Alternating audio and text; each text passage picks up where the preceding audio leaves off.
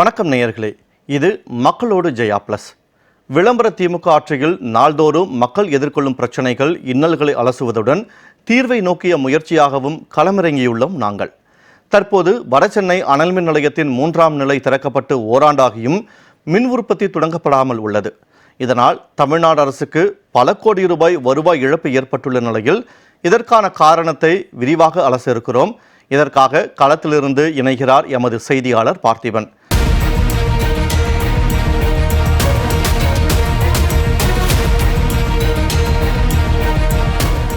திருவள்ளூர் மாவட்டம் வடசென்னை அனல்மின் நிலையத்தின் 3வது நிலை திறக்கப்பட்டு ஓராண்டாகியும் மின் உற்பத்தி துவங்காததால் அரசுக்கு பல கோடி ரூபாய் வருவாய் இழப்பு ஏற்பட்டுள்ளது.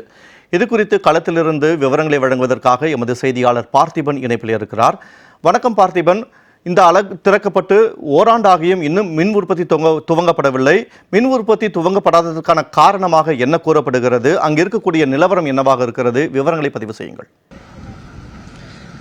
நிச்சயமாக வினோத், மக்களுடன் ஜெயா பிளஸ் இந்த நிகழ்ச்சியின் வாயிலாக தற்போது நம்ம நிற்கக்கூடிய இந்த பகுதி வடசென்னை அனல்மின் நிலையம் 3வது அலகு. இந்த 3வது அலகு கட்டப்பட்டு இதுவரை இங்கிருந்து மின் உணவு, அதாவது இங்க இருக்கக்கூடிய 800 கிலோவாட் மின்சாரம் உற்பத்தி செய்யக்கூடிய அனல்மின் நிலையம்.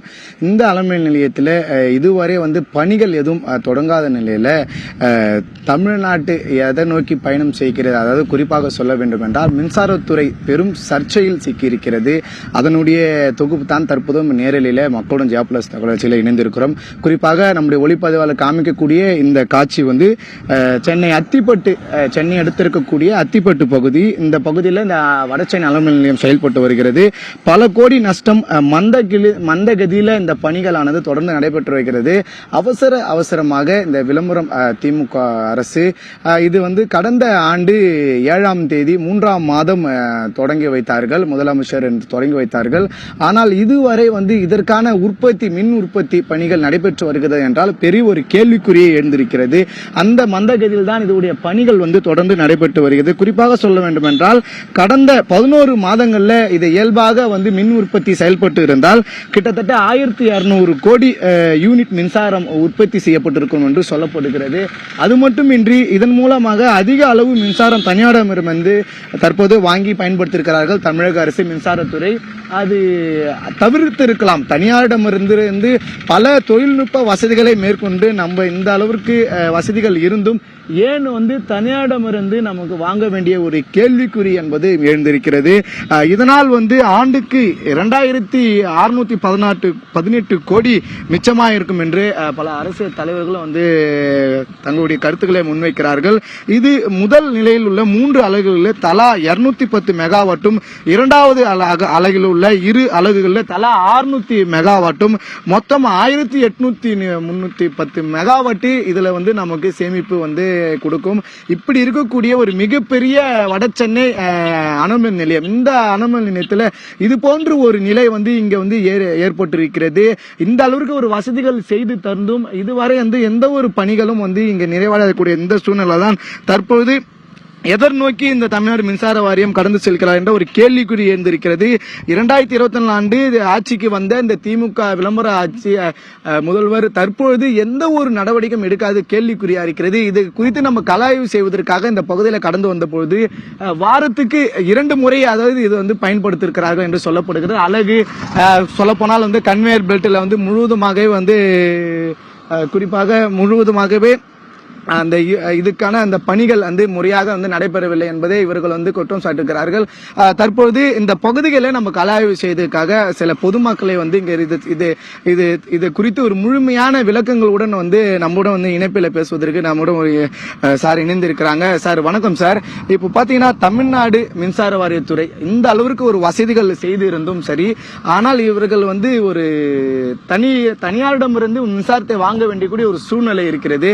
எதனால் இந்த சூழ்நிலைக்கு தள்ளப்பட்டிருக்கிறார்கள்? உங்களுடைய கருத்து என்ன சார்? என்னுடைய நிச்சயமான கருத்து என்ன, இதை பாத்தீங்கன்னா இது வெறும் வடசென்னை மிக உய மின் நிலையம் என்று பேர் இதுக்கு. ஏற்கனவே நீங்க சொன்ன மாதிரி 600 யூனிட் மெகா யூனிட் வந்து 2 அலகுலையும் உற்பத்தி செய்யப்படுகிற இதுவை தாண்டி 2001 இவங்க திமுக ஆட்சி வந்த உடனே இது வந்து உடனே தொடங்கின இந்த திட்டத்தை 3வது அலகு தொடங்கணும்னு சொல்லிட்டு தொடங்கி இதற்கான துவக்க விழாவே இவர் முதலமைச்சர் மு.க. ஸ்டாலின் அவர்கள் 7ஆம் தேதி 3வது மாசம் 2024 வந்து இதுக்கான துவக்க விழா நடத்தினது மட்டும் இல்லாம அதுக்கப்புறம் வந்து இது ஆய்வு செஞ்ச மின்சாரத்துறை அமைச்சர் மந்தகதியில இருக்கிற இந்த உற்பத்தியை உடனடியாக வந்து துரிதப்படுத்தணும்னு எல்லாமே அதிகாரிகள் உத்தரவு போட்டு கூட இப்ப நீங்க பார்க்கும்போது தெரியும் இந்த மின் நிலையம் செயல்படாத ஒரு நிலையில தான் இருக்கு. மக்களுடைய வரி பணம் மாதத்துக்கு எவ்வளவு கோடிகள் வீணாக்கப்படுகிறது. அதே போல இந்த திட்டத்துக்காக போட்ட பணம் எதுவுமே வந்து மக்களுடைய பயன்பாட்டுக்கு வரல. இது ஏன்னா இது வந்து ஒரு ஊழலுக்கு வழிவகக்கூடிய வெளி கம்பெனிகள்கிட்ட இருந்து மின்சாரம் வாங்கி இந்த தமிழகத்தை வந்து மின்சார வாரியத்தை நஷ்டத்தில் இயக்கக்கூடிய ஒரு இதுவா தான் நாங்க பாக்குறோம். தயவு செய்து இதை தமிழக அரசும் சரி மற்ற மின்சாரத்துறையும் சரி உடனடியாக கவனம் கொடுத்து இவ்வளவு அழகா ரெடி பண்ணியிருக்கக்கூடிய இந்த கம்பெனி இயங்காதது காரணம் என்ன, அதை வந்து வெளிப்படைத்தன்மையோட இந்த மின்சார வாரியத்தினுடைய அமைச்சர் வந்து ஒத்துக்கிடணும். எதனால இது நிக்குதுன்றது யாருக்கும் சொல்றது கிடையாது. இப்ப நீங்க பார்க்கும் போதே தெரியும், அந்த இது தெரியும் உங்களுக்கு. அது இதுவரைக்கும் செயல்பாட்டுக்கு வராத நிலையிலேயே இருக்கு. அதாவது அந்த மெஷின் கெட்ட போயிட போகுதுன்னு வாரத்துக்கு ஒரு முறை இயக்குறாங்க, 2 நாள் இயக்குறாங்க. பாத்தீங்கன்னா இவ்வளவு 800 ஒரே ஒரு நாள் இந்த வடசென்னை அனல் மின் நிலையம் இந்த 3 யூனிட்டும் இயங்காதனால சென்னை முழுக்க ஒரு நாள் முழுக்க 2 நாள் மின்சார வெட்டுனால ரொம்ப பாதிக்கப்பட்ட சென்னை மக்கள். இதெல்லாம் கலையணும்னு சொன்னா இருக்கக்கூடிய மின் நிலையங்களை சரியான முறையில நாம் அழகாக வந்து உடனடியாக அனைத்து மின் நிலையங்களிலும் உற்பத்தியை பெருக்க வேண்டும்.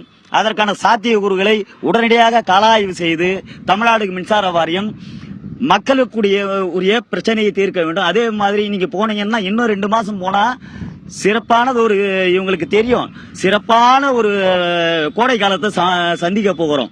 அப்போ இதுல முழுக்க பாதிக்கப்பட போறது பொதுமக்கள் தானே தவிர அதிகாரிகளோ ஆட்சியாளர்களோ கிடையாது. ஆகவே உடனடியாக மக்களுக்காகவும் மாநிலத்தினுடைய நன்மைக்காகவும் மக்களுடைய வரி பணத்தை வீணாக்க கூடாது என்கின்ற ஒரே நோக்கத்திற்காகவும் தயவு செய்து ஆட்சியாளர்களும் அமைச்சரும் அதிகாரிகளும் உடனடியாக இந்த மின் வாரியத்தை சீரமைத்து இந்த 3வது அலகை ரன் பண்ணணும்னு கேட்டுக்கிறோம். குறிப்பாக வினோத், இருக்கக்கூடிய கோடை காலம், இந்த கோடை காலத்தை சந்திக்கிறதுக்கு மக்கள் வந்து தயார் நிலையில் இருக்கிறார்கள். ஆனால் கோடை காலம் என்றாலே நம்ம நினைவுக்கு வரக்கூடியது மின்சார கட். இந்த மின்சாரம் வந்து துண்டிக்கப்படுவது பொதுமக்களை இயல்பாகவே பாதிப்புக்குள்ளாக்கி இருக்கிறது. இந்த அளவிற்கு ஒரு வசதிகள் இருந்தும் ஏன் வந்து துறை சார்ந்த அமைச்சர் செந்தில் பாலாஜி, மின்சாரத்துறை சார்ந்த அமைச்சர் செந்தில் பாலாஜி ஏன் மௌனம் காக்கிறார் என்ற ஒரு கேள்விக்குறியும் எழுந்திருக்கிறது. கிட்டத்தட்ட ஒரு நாளைக்கு 800 மெகாவாட் உற்பத்தி இந்த வடசென்னை அனல் மின் நிலையத்திற்குள்ள 3வது அலகுல உற்பத்தி செய்ய முடியும்.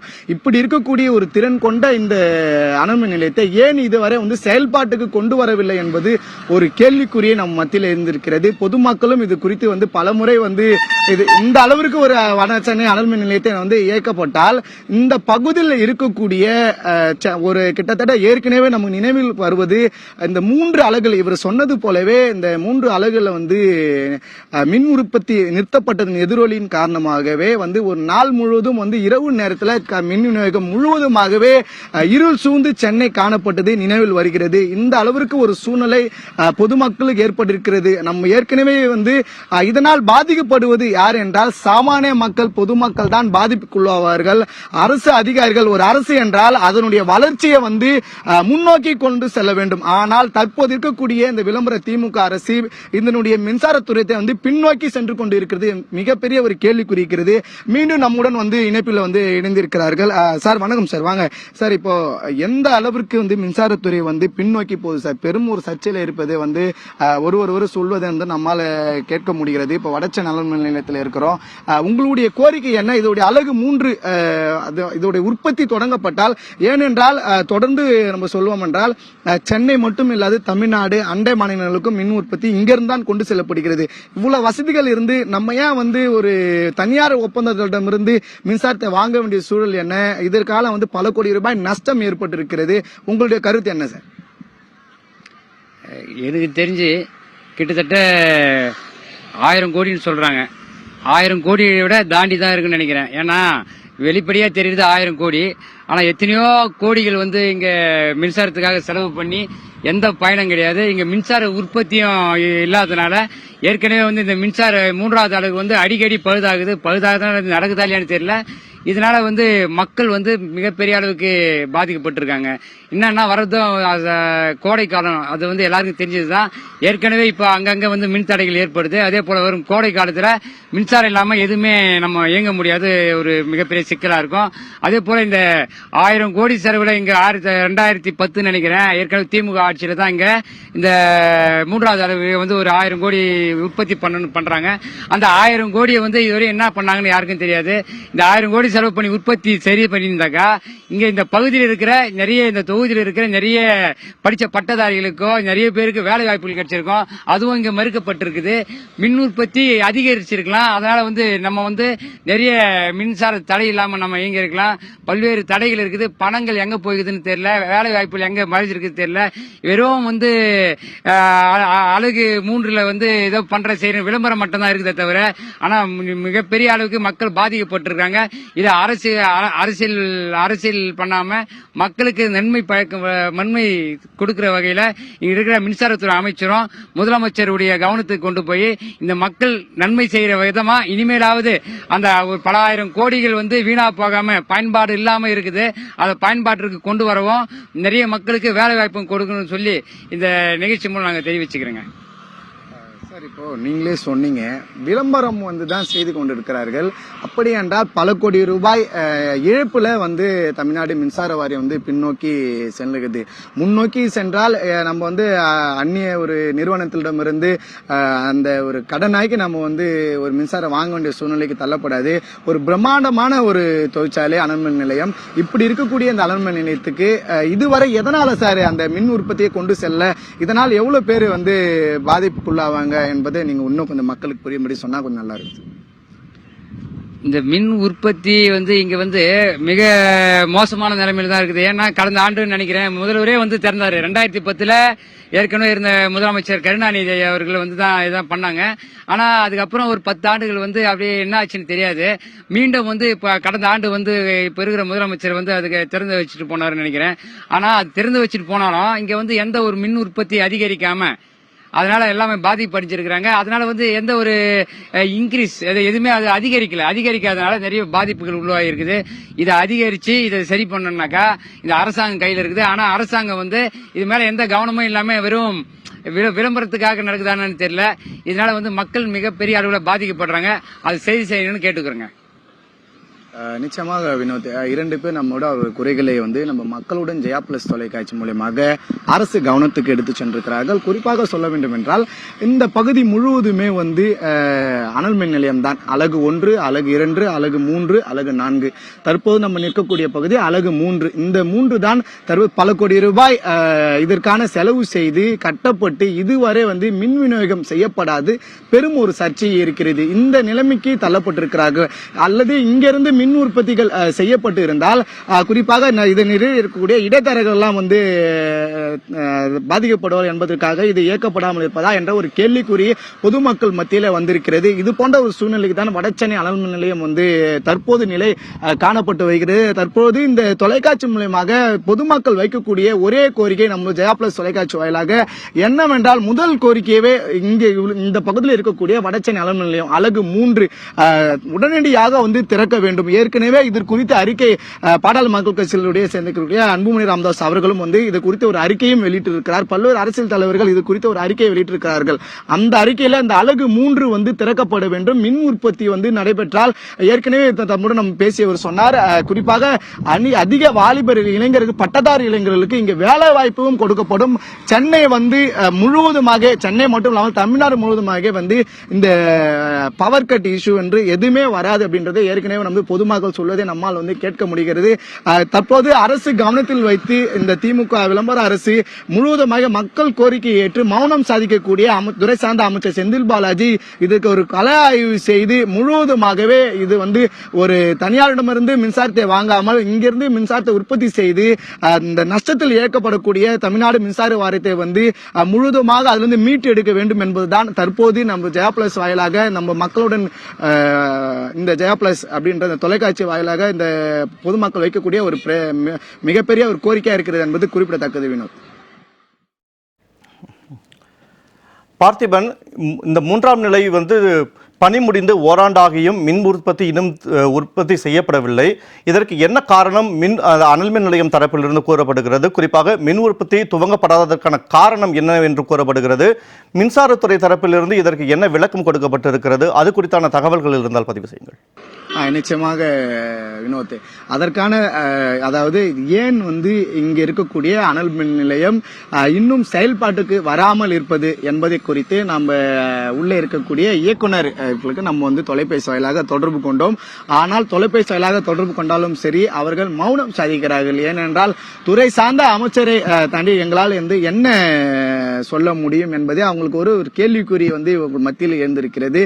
இது மட்டுமின்றி நீங்கள் சொல்வது போலவே வினோத், முழுவதுமாகவே இது வந்து நாள் ஒன்றுக்கு இப்ப குறிப்பாக எடுத்துக்கொண்டால் 800 மெகாவாட் உற்பத்தி கிலோவாட் இங்கிருந்து உற்பத்தி செய்யப்படும். அப்படி என்றால் கிட்டத்தட்ட ஒரு 24 மணி நேரத்துக்கு 800 மெகாவாட் என்றால் 1200 மெகாவாட் உற்பத்தி இங்கிருந்தே மாதந்தோறும் வந்து எடுக்க முடியும்.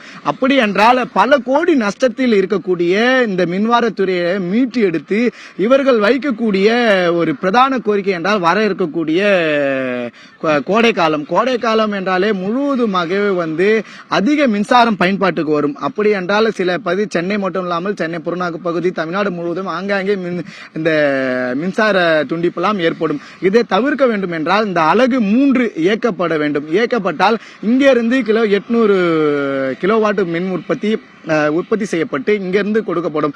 ஆனால் இது துறை சார்ந்த அமைச்சரை வந்து தொடர்பு கொண்டு முயற்சித்தாலும் சரி, நம்மளுடைய தொலைபேசி அழைப்பை எடுக்கவில்லை. இது மட்டுமின்றி இங்க இருக்கக்கூடிய அதிகாரிகளை முயற்சி செய்தாலும் சரி, நாங்கள் துறை சார்ந்த அமைச்சர்கள் சொன்னால் மட்டும்தான் நாங்கள் வந்து சொல்ல முடியும், எங்களுக்கு இதுல ஒன்றுமே தெரியாது அப்படின்றார்கள். அப்படி என்றால் இந்த பல கோடி ரூபாய் மதிப்பீட்டில் செலவு செய்ய இருக்கக்கூடிய இந்த அனல்மின் நிலையம் வந்து எந்த அளவிற்கு பயன்பாட்டை நோக்கி சென்று கொண்டிருக்கிறது பெரும் ஒரு கேள்விக்குறியை தான் எழுந்திருக்கிறது. குறிப்பாக சொல்ல வேண்டும் என்றால் இதில் ஆட்சியாளர்களுக்கு எதனும் லாபம் இருக்கிறதா?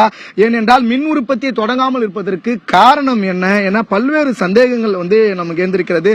குறிப்பாக சொல்கிறார்கள், இதனால் வந்து கன்வயர் வந்து பெல்ட் வந்து எங்களுக்கு வந்து தொழில்நுட்ப கோளாறு ஏற்பட்டிருக்கிறது, இது போன்ற வந்து ஒரு நிலைமைக்கு நாங்கள் வந்து தள்ளப்பட்டிருக்கிறோம் என்று சொல்லுகிறார்கள். அப்படி என்றால் இது எந்த நோக்கி பல கோடி ரூபாய் இதுக்காக செலவு செய்து ஒதுக்கப்பட்டு எந்த ஒரு பணிகளும் தொடங்காமல் இருப்பது பெரும் ஒரு சந்தேகத்தையும் கேள்விக்குறி இருக்கிறது. குறிப்பாக இது குறித்து இங்க இருக்கக்கூடிய தொழிற்சங்கங்கள் எல்லாம் வந்து நம்ம முயற்சி பண்ணி அவங்களுடைய வந்து என்ன குறைபாடுகள் என்று கேட்டிருந்த போது அவர்கள் தெரிவிக்கக்கூடிய ஒரே பதில் வந்து முழுவதுமாகவே வந்து இங்க வந்து பல கோடி ரூபாய் நஷ்டப்பட்டு இது வந்து கட்டப்பட்டது, பல இன்னல் பிரச்சனைகள் வந்து இதை சந்திச்சும் சரி இது வரைக்கும் ஏன் இது வந்து உற்பத்திக்கு கொண்டு வரவில்லை என்ற ஒரு கேள்விக்குறி இவர்கள் மத்தியில் வந்து எழுந்திருக்கிறது. பல தொழிற்சங்கங்கள் வந்து இதுக்கு கோரிக்கை வைக்கிறாங்க. ஏனென்றால் இதை இயக்கப்பட்டால் அந்த மின்சாரம் முழுவதுமாகவே வந்து நம்மால் கொடுக்கப்படும். நம்ம தனியாருக்கு மின்சாரம் கொடுக்கக்கூடிய நிலைமைக்கு நம்ம வந்து ஒரு முன்னோக்கி மின்சாரம் தமிழ்நாடு மின்சாரம் வரை ஒரு முன்னோக்கி செல்லக்கூடிய ஒரு சூழல் இருக்குது. ஆனால் இது இயக்கப்படாமல் இருப்பதற்காக தான் பின்னோக்கி செல்கிறோம். அப்படி என்ற ஒரு சூழ்நிலை தான் நமக்கு பல கோடி ரூபாய் நஷ்டம் ஏற்படுவதற்கு இது வந்து வழிவகை செய்கிறது. தமிழக அரசு கவனத்தில் வைத்து இந்த அலகு 3 அனல் மின் நிலையத்தை வந்து விரைவில் வந்து திறந்து மின் உற்பத்தியை வந்து தொடங்க வேண்டும் என்பதுதான் தற்போது பொதுமக்கள் வைக்கக்கூடிய கோரிக்கையா இருக்கிறது. வினோத், பார்த்திபன், கடந்த திமுக ஆட்சியிலும் மின் உற்பத்திக்கு தட்டுப்பாட்டால் மின்சார தட்டுப்பாட்டால் எந்த அளவுக்கு மக்கள் பாதிப்பை சந்தித்தார்கள் என்பது ஒருபுறம் இருக்க, தற்போதும் அதே நிலை வந்து இந்த ஆட்சியில் நீடித்து வருகிறது. இனி வரக்கூடிய காலம் வந்து பள்ளி மாணவர்களுக்கான பரீட்சைக்கான காலம், தேர்வுக்கான காலம், அதுபோல கோடை காலமும் துவங்கி இருக்கிறது. இது மக்கள் மத்தியில் எந்த அளவுக்கு ஒரு தாக்கத்தை ஏற்படுத்தக்கூடும் இந்த மின் உற்பத்தி இன்னும் துவங்கப்படாமல் இருப்பது?